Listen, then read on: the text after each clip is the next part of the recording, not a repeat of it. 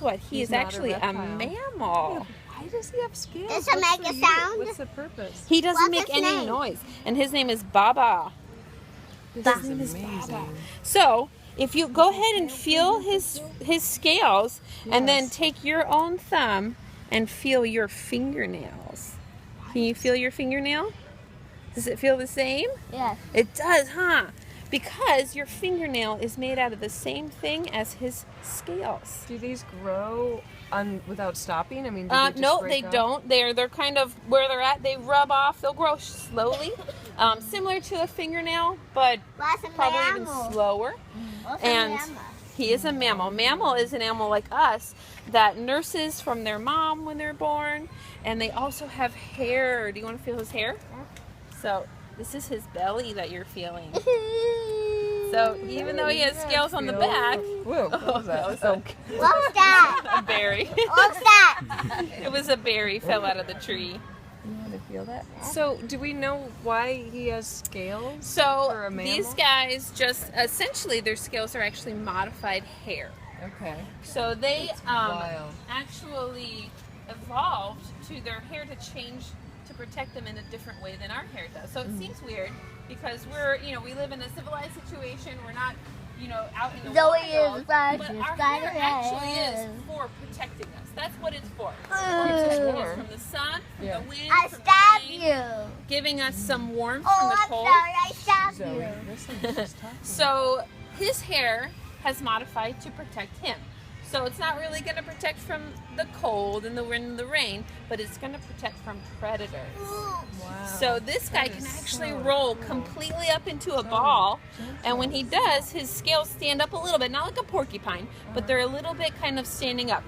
So when something goes down to bite him, they realize, ooh, that's not going to be easy to swallow.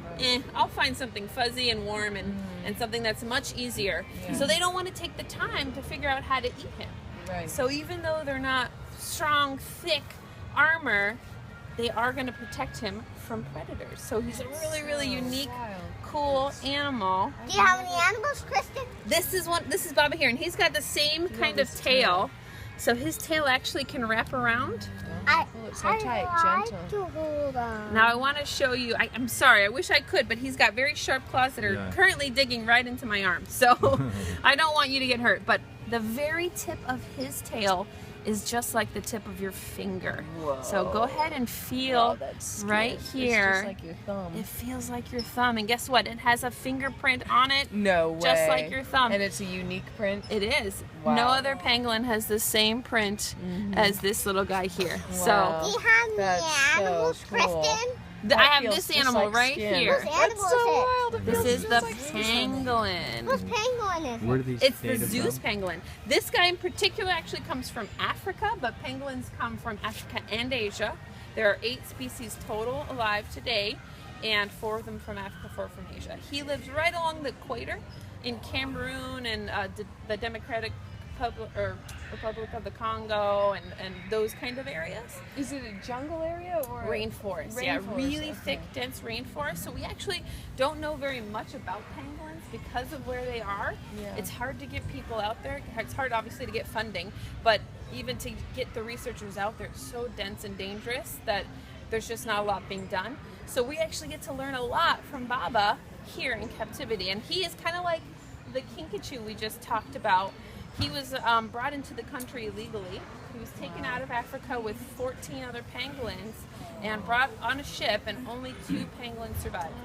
So he and a female came directly to us, and we can't take them out back, put them back in Africa, because number one, he could have picked up, parasites or some sort of diseases that he could spread to the other pangolins. So we don't want that, and also we don't know where he came from. We can't just put him and hope that that's close to where he was from. So we actually got to take care of him, and we're really, really happy to do so. Since he can't be in the wild anymore, we want to give him the best home that we possibly can. And other people, we did a lot of research about them when we got him, because we hadn't had one in a very long time. So we wanted to find out what he needed, how to keep him. And we found out that pretty much anyone who had tried in similar situations where there was confiscations and they could keep them alive for about 3 months. And we've had Baba over 7 years. So we're super, super proud of that. And I'd love to take all the credit, but I've only worked at the Children's Zoo for 2 years. So I had nothing to do with it. But you used to have the female too? we did have the female. She passed away about 3 years ago now. Because they came from the wild, we don't know their ages. And we were assuming, I guess, that they were around 2 or so. They were full grown for sure. Just by the wear and whatnot of their scales, trying to guess what they would have been around. But, you know, they could have been longer and also, or older. And also, because we don't know a lot, we don't really know their lifespan. We can guess. We can kind of say maybe it's something like other insectivores around the world. But they're actually not related to any other insectivores. Even the anteater and armadillo are not their cousins. So just a good guess might be around the same, which would mean that in the wild they live 8 to 10 years. In a captive zoo setting, they would live, 15 or so years. But we don't really know. So we're learning. We actually learned from our female that they swim. Because we take him out every single day for a talk because he's off exhibit. And up at our duck pond, and our female, she would actually come down and walk around, and he just stays on the perch and doesn't move. But she would come down and investigate while the talk was going on, and one day she fell into the pond and started swimming. And so we're like, okay, that probably tells us that in the wild they're going to have to do some swimming.